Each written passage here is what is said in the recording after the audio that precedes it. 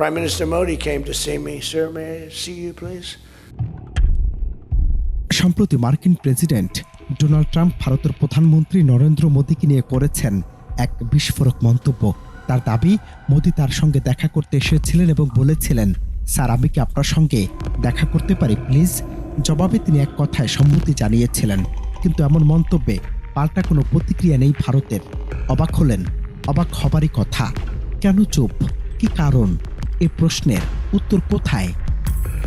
বিশ্লেষকদের মতে নয়াদিল্লির চুপ থাকার পেছনে কয়েকটি কৌশলগত কারণ রয়েছে। ট্রাম্পের মন্তব্যকে কূটনৈতিক ভীতি বা আক্রমণ হিসেবে দেখা যায়, তবে ভারত বরাবরই সংযত নিয়ন্ত্রিত অবস্থান বজায় রেখেছে। একদিকে ট্রাম্পের সঙ্গে সম্পর্ক ঘনিষ্ঠ রাখা জরুরি, অন্যদিকে মার্কিন শুল্ক ও বাণিজ্যিক চাপ মোকাবেলায় সরাসরি দ্বন্দ্ব ও ঝুঁকিপূর্ণ। সম্প্রতি ওয়াশিংটন রাশিয়ার তেল কেনার শাস্তিস্বরূপ ভারতের উপর 25% অতিরিক্ত শুল্ক আরোপ করেছে, যার ফলে মোট শুল্ক দাঁড়িয়েছে 50%। একই সময় অ্যাপাচি হেলিকপ্টারে ক্রয় নিয়ে দীর্ঘদিনের প্রতীক্ষা রয়েছে।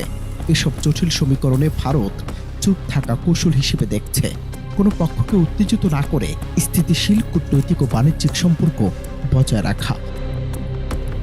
এই পরিস্থিতি আমাদের প্রশ্ন ছুড়ে দেয় আজ, ভারত কি সত্যি ট্রাম্পের পরবর্তী কোনো নিশানা হতে পারে, নাকি নয়াদিল্লির এই চুপ থাকা হলো সুপরিকল্পিত কূটনৈতিক কৌশল?